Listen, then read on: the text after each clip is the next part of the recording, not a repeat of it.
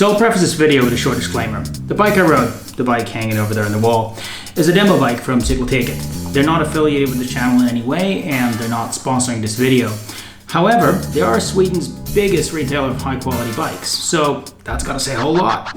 Cannondale redesigned the Habit for 2019. Carbon front end, burly aluminium back end with slightly tweaked pivot points depending on the size. Let's face it, the bike has very clean lines. The frame looks beautiful. Now, at first glance, it struck me as just another 29er trail bike that looks nice, but I'll sit on it, I'll just like how it rides, and I'll mumble something about how my 27.5 Pivot Firebird over there is just superior in every way. I could never really bring myself to like 29ers. They look funky. I feel they're not as flickable or as responsive, and every single time I hang off the back, I grate my manhood in the rear tire, and that's not fun. However, this bike surprised me. This is the bike I'd spend my money on if I was in the market for a trail 29er. That's pretty much the gist of this video. I mean, now you can tune out and go watch cats do whatever these cats do. If by any chance you do want to stick around, I'll let you know why I like this bike. So 130mm at the back, 130 at the front, relatively conservative but still modern geometry figures. 66 degree head tube angle, effective seat tube angle of 74.5, 43.5 centimeter chainstays, 61.6 centimeter stack, and a reach of 43 centimeters. That's 5mm shorter than my Pivot Firebird over there. And that's for the size medium frame that I rode. The Habit has a high enough dropper post and like proper wide bars and brakes to match how ratty you can get on this thing. You can also run both 29ers and 27.5 wheels, and I'd really like to try the 27.5s.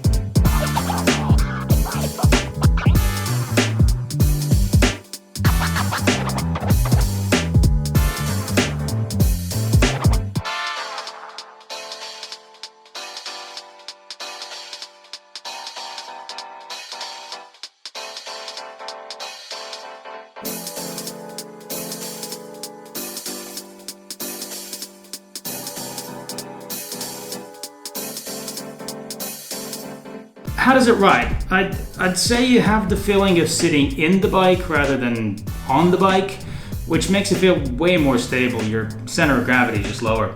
There's enough travel for regular trail riding, and while I'd usually shrug off a 130mm bike as XC, I'd say there's quite a bit of talent compensation built into how the Habit rides.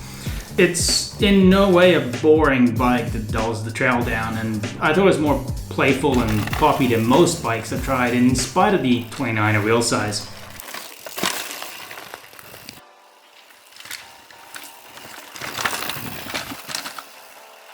What surprised me the most though is how comfortable it felt going uphill. Perfect balance. On seated climbs, the weight distribution is just spot on. Out of the saddle, I'd very rarely spin my rear wheel, and it would just eat up all the small chatter. The Habit has a pretty great small bump compliance, even though I usually set up my suspension a little harder than recommended, and that says a lot. Cannondale recommends like 22% sag on this bike. So while it didn't feel too nimble on the very tight climbs, it felt pretty capable hopping up like 30-40 centimeter tall rock slabs, so that was no problem. Going downhill, this bike surprised me yet again. It felt like way more than just 130mm of travel. Although I did manage to bottom it out on a few flat landings or square edge rocks, it didn't feel as harsh and as jerky as it sometimes does on other bikes. The BB is relatively low, so the bike stays planted, low center of gravity, just plows through the rough stuff. I read somewhere that Cannondale built in like a little less anti-rise in the rear end, just to keep the rear end softer and give basically the rear end more traction to just track the ground better.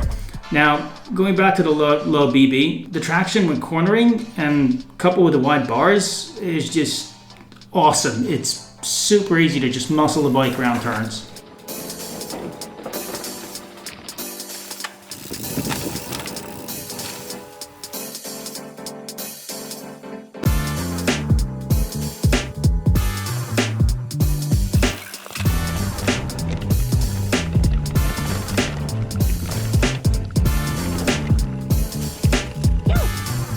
The build it's pretty decent for a carbon bike costing 3,700 euros. It's got a good mix of SRAM drivetrain, Cannondale's own finishing kit, The dropper has one of the most ergonomic remotes that I have ever used, and the Fox suspension, well, it's Fox suspension. It just works. Doesn't disappoint. The guide brakes, plenty of stopping power for a trail bike. The carbon front triangle is a built-in rock guard on the down tube, and that's great, but it could be extended a little bit up the frame. I wasn't particularly amazed with the wheels. I had to treat them a few times, but I gotta admit, I'm not the smoothest rider. I kind of manhandle my bikes. The terrain here in Stockholm is pretty chunky, and it's got quite a lot of square edge rocks too. So, what's the verdict?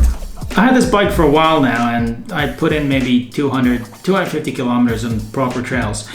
I have to say, this is the bike that made me like 29ers. It's a superb all-day ride. It works really well in the downhills, and it dulls down to like small bum chatter. Just makes your hands cramp less and makes the ride more enjoyable, basically. But at the same time, it's not a slouch. It's not a boring bike, and it's fun to just jump around on and jib and whatnot. I'd love to try it with 27.5 wheels, just to see what difference that makes. However, I don't have a spare set right now. So if I was in the market for a Trail 29er, I'd definitely be considering this bike. It basically checks pretty much all the boxes. Anyways, if you like this kind of content, like, share, subscribe, hit that notification bell, and I'll see you next time. Whatever bike you ride, just ride it harder.